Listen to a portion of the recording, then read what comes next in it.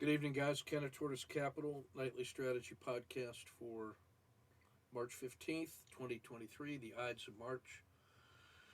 So, some ways trading's like chess, so I'm playing a 3 minute, 2 second increment.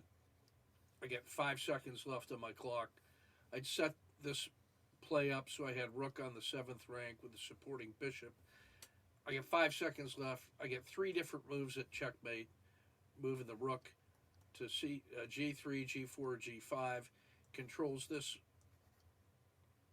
and the bishop provides check, forced checkmate. Missed it because I was too busy trying to play without blundering my pieces, and ended up monkeying around for another 20 moves. I was never in danger of losing. I didn't hit the elegant win, but like anything, risk averse, and I was trying to preserve my extra piece and pass pawn and keep the king pin. So you don't have to make the perfect trade. You just got to manage risk and make good, solid structural moves in the long run. You'll be all right. But sorry I missed that one.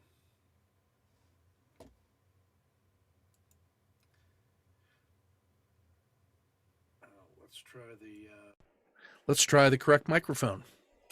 How about that?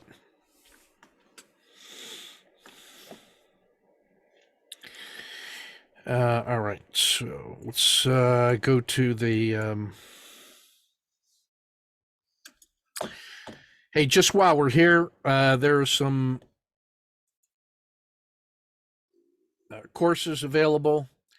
Just as a quick summary for those of you that are new, on Rizuku, which is where we host our courses, we have an excellent course, the bar by bar training. That's some of our best training lessons from 2020 to 2022. Goes bar by bar. There's about 40 hours of training videos live with real traders making decisions in real time in public. Creativity 101 is what I teach. It's the same course that I teach to the Army, which we know this has a positive effect on their creativity. So does this one. It gives you the introduction. The better course is the 30 less than 30 week Creativity 202 course, which is a revolutionary approach to training creativity with Fletcher treatment. That has 30 lessons, and it has about 100 hours of live coaching from the folks that have taken the course, and that is priceless. The Foundations course is the introductory course that gives you the language, concept, point of view for all the styles of trading that we do, which includes, day trading, swing trading, core position trading, and then the hybrid trading, which blends all of those into one meta system. In addition, we got the very low priced Trader's Mind series, which goes into all of the different frames of reference and cognitive skills that I think help make people better decision makers.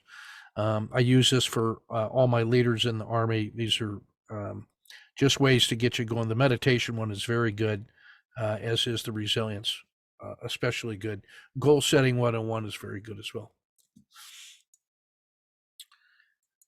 The bar by bar trading course, for example, gives you highlights of some training sessions we did in 2021. So going all the way from session 1 to session 27. Each one of those is about an hour long. Then in 2022, a series of really well-focused trading lessons. And really the most powerful course for self-improvement once you've mastered the basics and are looking to get better decisions.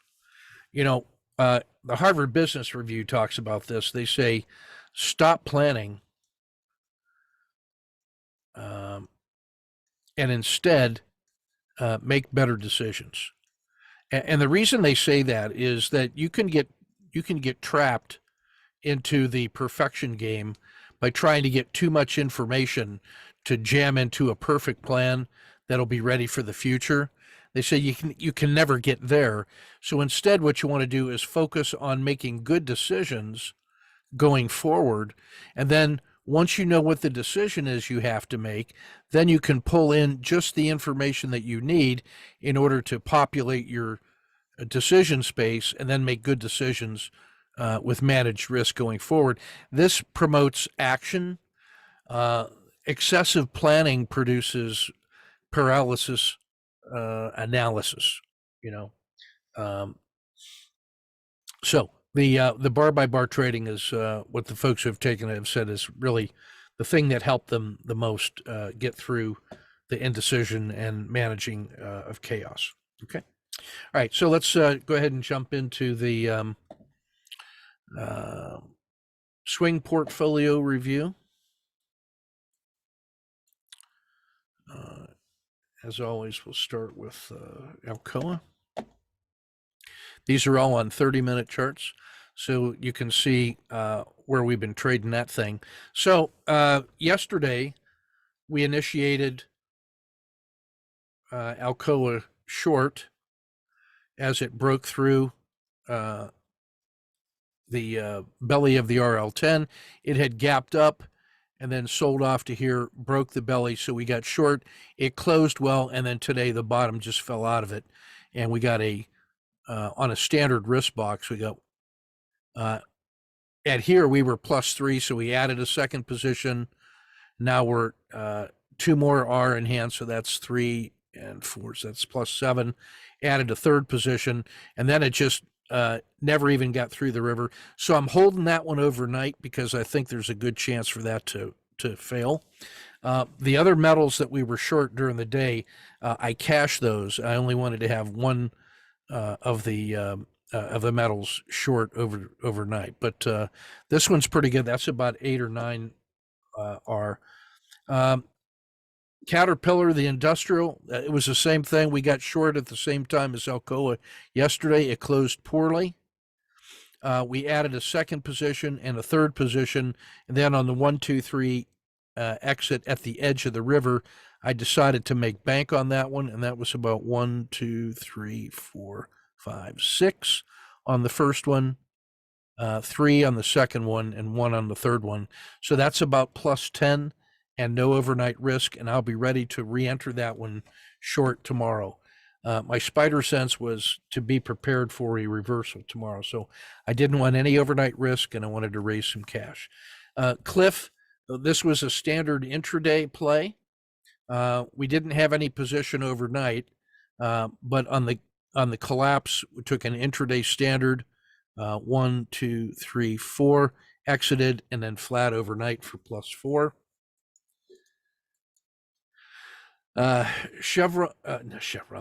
CVS Pharmacy. 2 days ago, we'd gotten short on the collapsing dragon. Yesterday, added a second position on the second collapsing dragon. It closed well, and we held that one overnight. It really didn't do much, and then just got out of it as PSAR was approaching. So that's probably 4R net. And that's one I think could rebound tomorrow. I'll be ready for that. Just stalking DIA, sharp intraday reversal. Devon Energy. Now, yesterday we took the 1 day short and then exit at the close, no overnight risk. So we missed the gap down, but just re-entered it with the same standard risk box at about a 4R in hand, added a second position, and then cashed out at the edge of the river for about +7. In energy. That one did not really finish very strongly, so I'll be ready for that to fail even further tomorrow. I just did not want to hold that one overnight. Electronic Arts was just stalking, so we had a couple 1 day short bites. There may have been a play in here, but not really, and this never really moved out of the river and the dragon, so we just are stalking that one. That one is shaping up for a critical state. Emerging markets did not have a position overnight. Didn't have time to get into the big sell-off, but then it stabilized and then came down and broke the PSAR. So this is one I'm taking a speculative entry on. And then as it was closing strongly, I took the near the end of the day PSAR flip, standard risk box to the bottom of the dragon. It didn't fail any further, and so we're about flat on it. But my spider sense is that's reasonable. If it fails out of this box, I will stop and reverse in a revenge trade. Mexico just stalking, missed the. I was playing with the metals mostly today, and the symbols that I already had a position in overnight. No, hey Bill, I'm holding. I'm actually holding two positions that were paid for with the 10R intraday. So I sold about 80% of that of the intraday. So I'm holding a double size position in Alcoa. So this one, I missed the initial 30-minute fail on Mexico. It really didn't do much. I'm setting this up as a compound critical state ready to go in either direction, starting with the intraday. And, Bill, that's a good problem to have, is you've made 10R and you have 4 positions intraday on Alcoa, and how much do you want to keep overnight with markets money?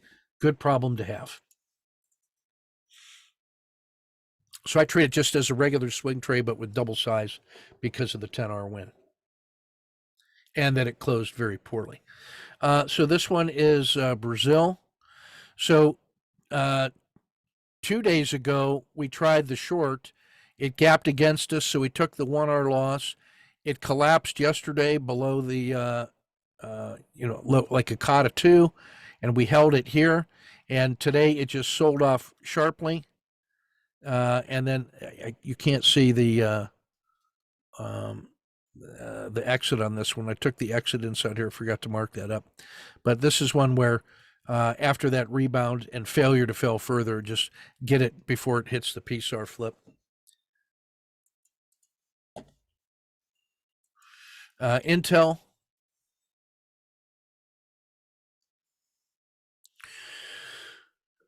This is one yesterday at the open. We took the PSAR flip entry, standard risk, and I'm just riding that one.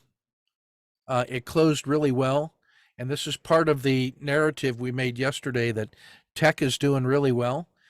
This is now 3 days into the trade. Tomorrow will be the 3rd day. So I'm ready to raise my stop from here now that it's proven itself. I'll just neck it up into here and lock in this much. Give it this much wiggle room for tomorrow. If it breaks higher than the 10-day high, which is here, made today, then I'll add a position and make that an intraday turbo, and then I will raise the swing accordingly. But if it backs off and opens down in here and monkeys around, I'll give it that much room to break out north, but otherwise I'll take the exit at 27.90. So tech and semis are still doing well. International paper, there was nothing on that. It stayed in a tight range. IYR, I initiated the a COTA 2 near the end of the day. I like the fact that it held above the previous low and made a PSAR flip near the end of the day. So we took standard risk, and I'm going to hold that one overnight.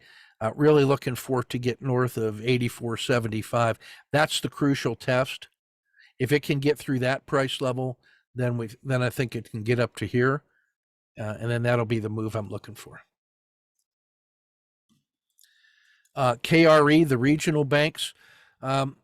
So you saw the excellent 11R turbo intraday trade we had in here, and that allowed me to fund and hold the swing that we started earlier in the week with the standard risk box. Today it gapped down and then just came cruising back, and then there was nothing. There was no follow through to the downside.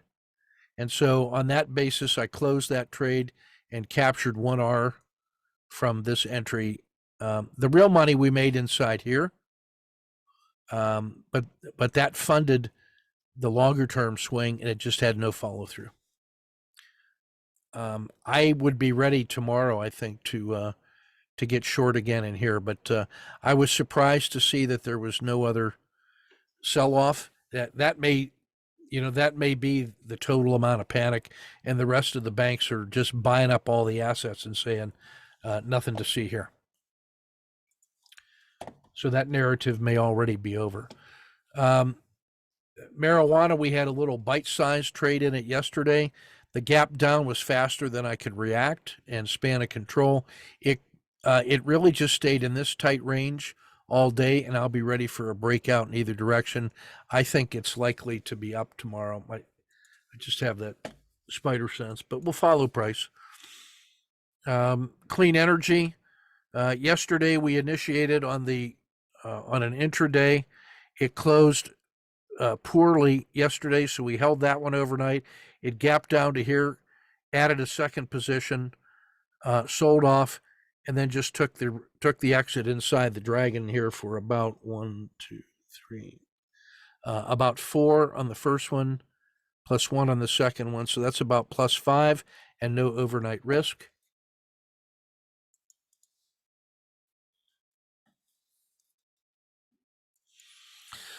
Rivian's downward slide continued, and this one, the fact that it's just not failing faster made me nervous. So after a 2-day short from here, I just decided to capture plus 1 and be done with it. But man, that's about as orderly as you could ask for.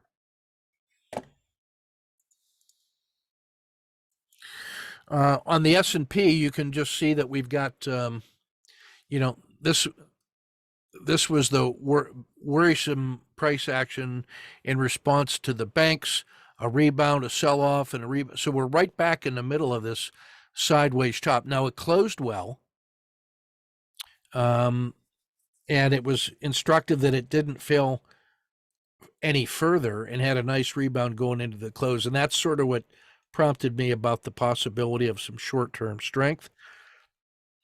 It really has to get above 393 tomorrow for that to be true. But this was such an area of indecision that I'm only holding a couple positions overnight. And that's ones that already have a lot of market money in it. Just stalking treasuries. The metals and the semis have been moving better intraday.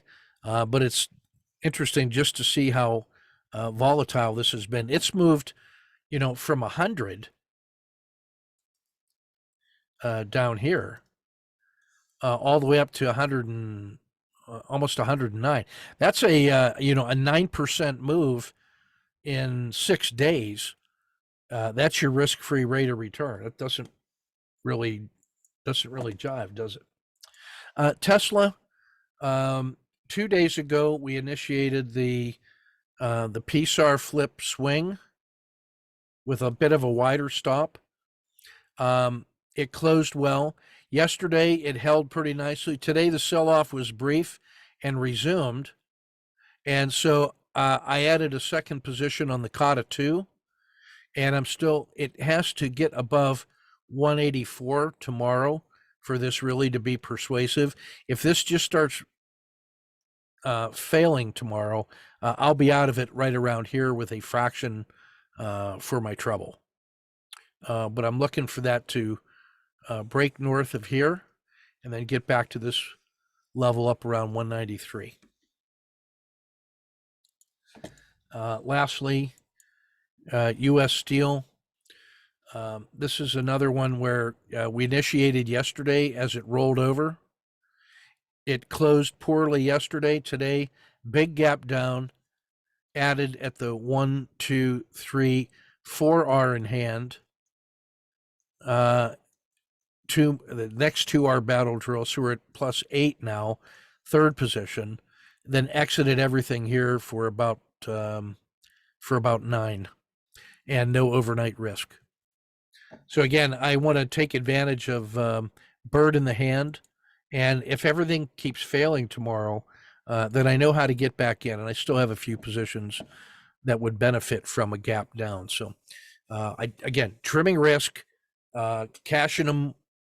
I would rather be on the outside of the trade wishing I was in than on the inside of a trade wishing I was out. So I'll just take this as another good, fortunate week of swing trading, make bank, and just be ready for tomorrow. All right, let's go to the sniper trade of the day. See if we can find him. There he is. All right, so this is now intraday. And so we're looking at a 3-minute chart. And here was yesterday's close. And now here is the gap down to here. And then it makes an OR3 right there. Okay. So if we take the high of the day, which is here, and then hang a range stat down, this would be the maximum reasonable intraday, trade if it could get down to here. And so there's that's our MMRB. So there's 10 of those on the way down. 1, 2, 3, 4, 5, 6, 7, 8, 9, 10-ish. And then if we find the low of the day, actually there's probably about 8 of those because I have to go from the top of the box. Yeah, so there's 8 from here. And then if we go from the low of the day up, then that's the range stat to the top side. The opening range 3 was so large that there's really 2 MMRBs inside that. So that means there's 8 to the upside and 8 to the downside based on the range stat. So I like to know where the range stat price level is because that gives me the region in which we can take professional action. And you can see that given the amount of risk in my standard risk box, if it just makes normal moves, it doesn't even have to go to the maximum normal. I should be able to see 2 to 1 pretty easily and not worry about whether or not it could move that far. Yes, that's the limit of its normal move, so it could certainly move that far. So the range stat compared to the MMRB. So here we go. So it breaks down below the OR3, so we end up getting short with a standard risk box. Check or hold.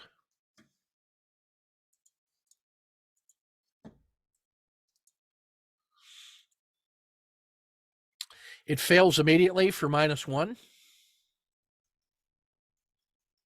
and then reverses and falls through the box again. So I just re-enter the trade. It's the same trade, only we got -1 in hand. Check or hold. Just keep firing.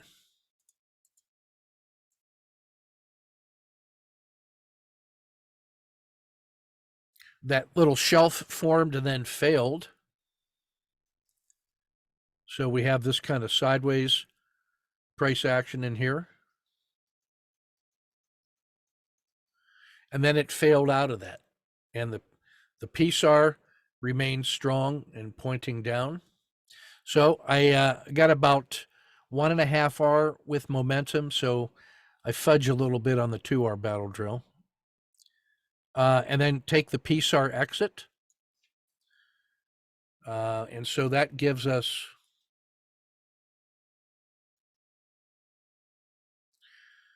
1, 2 on the first one and about 1/2 on the second one. So we're at about 2.5. And this was -1. So we're net about 1.5. Then it fails and gives me a collapsing dragon. So I'm short again with a standard risk box, aiming short for the range stat move. Check or hold.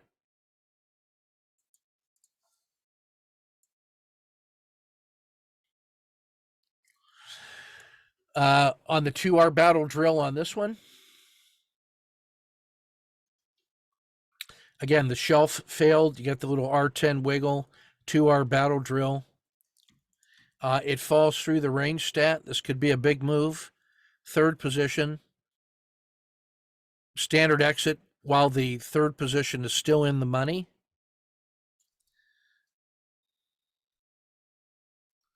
So that one earns 1, 2, 3, 4 on the first one, 2 on the second one, and about 1 on the third one. So that's worth about 7.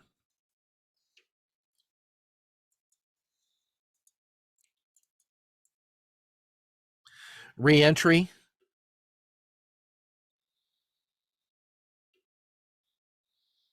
-1. Stop and reverse. Caught a 2. Scratch. Short. Scratch. Thought about getting one long overnight, but I just decided, what's the hurry? So this one made the move. This is the reason I decided not to hold anything overnight on the short side, even though there was a pretty decisive move down. The fact that it stabilized right here and then closed strongly made me think like the storm is over.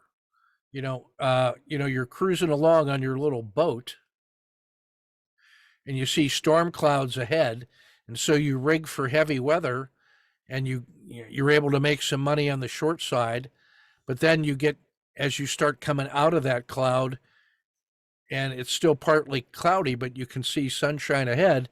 Maybe the storm is over and it's a return to goodness.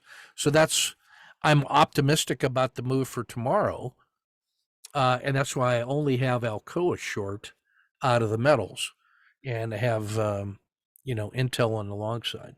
So reducing the overnight risk, being ready for a sharp move in either direction tomorrow. No directional bias. Just I think the volatility is still large. All right, let's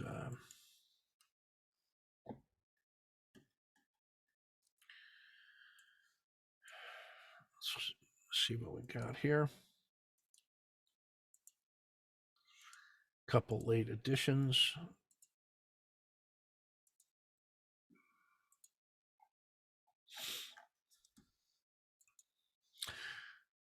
All right, so here's Arch. This is the Aussie versus the US dollar on the 5s for 1.5 today. He framed the trade on the higher time frame on the 90-minute, and he was looking for typical support and resistance levels. And he sees basically a Kata 2 and a river breakout. So he plays that up. It doesn't go any further. As it collapses back into the dragon, he gives it the maximum room, cashes 1.5. There was an owl entry here. Once the dragon rolls over and it breaks through the PSAR, there's this one available. You have a collapsing dragon available there. Same magnitude trade, but he gets the sweet move in the shortest period of time. And whenever you're bringing money home from the market, it's a good day at work. Here is Woj, the Euro Aussie. Oh, man. There's the VWAP, and it is failing. So this collapsing dragon right here, gracious. He scratches. The re-entry is here. Boy, oh boy, oh boy. There's another entry here. Woj, study that move. Re-entry is the key to sanity. There's your PSAR flip. You're getting paid some micros, and you bring home 1.6. So I'm not arguing with that. I'm just going to say the Euro Aussie PSAR, that's a pretty good indicator. I'd pay close attention to that. But 1.6, brings some 3.7 on Devon. He tries the short, gets a quick cut, re-enters short on the Kata 2, gets paid 4.7 for a total of 3.7 on Devon. Tesla was a little choppy. He saw this all as sideways, and then focused his attention where the mover was and let Tesla be what it is. So he nets, let's see, 1.7 out of both of those total. And then his NVIDIA got caught in the chop here, over trading, but did really well on the U.S. steel. So his net for the day was 2.5.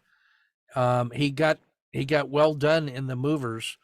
And so maybe I know you want to keep trading all of them, but maybe the choppiness in here would help you get out of that sooner and get that money deployed over into here. Still, we'll take 2.5 for today. Yeah, that's the traders. Let's look at the reports now. Let's see how we're doing.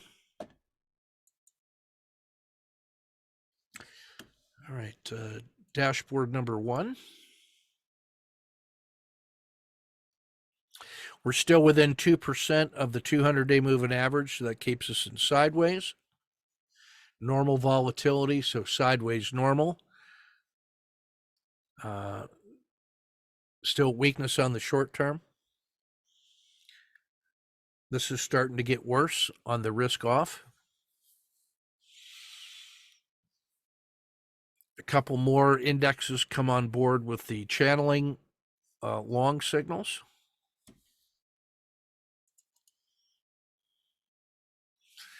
Plenty of auto framers. Let's see, IBM on the 5DD, 3M, and Pfizer also on the 5DDs. Had some more big breakdowns today in energy. There's Devon and Chevron and ExxonMobil, that weakness in energy. Microsoft is getting ready to join the dividend achievers group, which is going to make them much more attractive now to the longer term value players. So that's going to become a conservative blue chip now. And it's in a pretty good position for longer term, I think. A lot more meltdowns in the globals today. Gold continuing to be strong, a little bit in consumer staples and utilities. Energy showing weakness. Real weakness in the metals as well with XLB.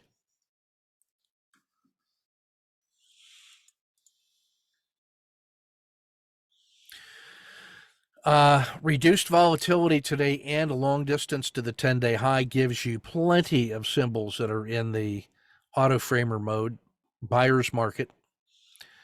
Tesla on a squeeze. Lots of Godzillas in the S&P 500 and all enraged Godzillas too here. And an expanded set of Godzillas in the tactical symbol set. There's your energies and uranium. So I'm liking those. I'm going to watch clean energy carefully tomorrow because I think we have a short on that one. But the large 5-day volatility chilled out and reduced today. So the downward sell-off may be over. So I'm going to watch that one carefully. Marijuana also in a, even though the trade location is poor, the volatility is drying up. So maybe the downward move is over, and I'll be ready for that tomorrow. Let's look at the auto framers based on opportunities for swing trading tomorrow. There's your S&P right in the middle. It's above the 2.0, the 2-to-1 cutoff line based on reward to risk ratios. All three of the metals are still in favorable conditions for big swings. Again, you can see the semiconductors are still strongly valued. Energy is the harshest sell-off, It's 4.8 to 1. And then this was the justification for the emerging markets taking that swing. It was getting better towards the end of the day, and actually PSAR flipped, but it's still 5 to 1. So I looked at that as a low risk swing trade opportunity. Let's see. What else we want to look at here? A tale of the haves and the have-nots. You can see who's getting punished in the red. Metals and finance. In the ETFs, it's the globals and energy. A little bit of strength here in the defensive plays like treasuries, staples, gold, and utilities. But technology is actually looking pretty good. It's resisting that sell-off. So you get the Qs in pretty good shape here. And XLK is not far behind. So look for tech to lead us out of this, out of these doldrums. Okay. And trading values, the trading value list. We want large average range percentage and strong consistency in a high fraud quality number. Think of it this way: everything that has more than 3% on its average daily range percentage. Think about that. If you were just using 1% of his price as something like a manageable risk box, it's moving 5.5% every day on average in Tesla, 4% in clean energy, 4.25% in Devon, 4.5% in marijuana, 3.5% in Nvidia, almost 4% in Nucor. So think about the 1% buffer. It sells off to a local level intraday. You put a 1% buffer on that. Try the bounce off the bottom. Get your risk out of there quickly. That's a reasonable trading plan for intraday volatility during sideways markets with no overnight risk. That's just a technique, not a recommendation. All right, that's everything we got for today. Other than just to say, just remember the difference in volatility in these markets. This is, the last 10 years pre-COVID, there was only one time that it even broke out of the plus or minus 1 standard deviation. And then life after COVID, look how wildly oscillating the RL30 slope is. That's a market that is just crazy cyclic for swing trading opportunities. And that's why, to me, that 30-minute swing is the best of both worlds when you're looking at very liquid targets intraday combined with reliable swing volatility. This is an environment that is perfect for that.